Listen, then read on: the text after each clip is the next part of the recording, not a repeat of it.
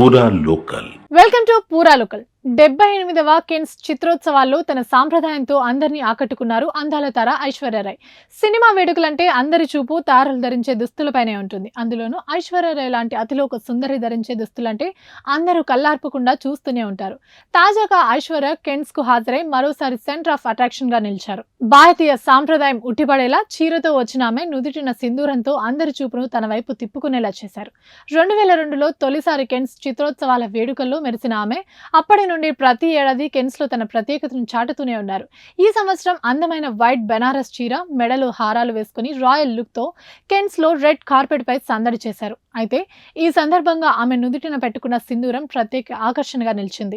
దీని వెనుక 2 ప్రత్యేక కారణాలున్నాయంటూ నెటిజన్లు మాట్లాడుకుంటున్నారు. ఇటీవల జరిగిన పహల్గామ్ దాడికి ప్రతీకంగా భారత్ చేపట్టిన ఆపరేషన్ సింధూర్ కు కెన్స్ వేదికగా తన లుక్ తో మద్దతిచ్చారు ఐశ్వర్య.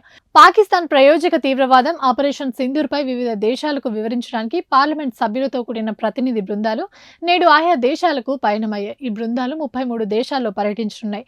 ఈ సందర్భాన్ని చాటి చెప్పేలా ఐశ్వర్య సింధూరం పెట్టుకున్నారని బలమైన మెసేజ్ ఇచ్చారంటూ పలువురు ప్రశంసిస్తున్నారు. ఇక కొన్ని నెలలుగా ఐశ్వర్య, అభిషేక్ విడాకులు తీసుకుంటున్నట్లు వార్తలు వైరల్ అవుతున్న విషయం తెలిసిందే. వీటికి తన లుక్ తో చెక్ పెట్టారేమో. నుదిటిన సింధూరం అంటే భార్యకు తన భర్త పట్ల ఉన్న ప్రేమకు, నిబద్ధతకు, భక్తికి ప్రతీక అని కోట్ల మంది భారతీయుల నమ్మకం. వేడుకల్లో సింధూరంతో హాజరై అభిషేక్ పై ఉన్న ప్రేమను ఐశ్వర్య ప్రపంచానికి తెలిపి విడాకుల రూమర్స్ ను పరోక్షంగా ఖండించారని మరికొందరు అంటున్నారు. ఏది ఏమైనా ఐశ్వర్య కట్టు బొట్టుపై నెటిజన్లు ప్రశంసల వర్షం కురిపిస్తున్నారు. ఇవి ఇప్పటివరకు నా అప్డేట్స్. మరిన్ని అప్డేట్స్ కోసం చూస్తూనే ఉండండి పూరా లోకల్.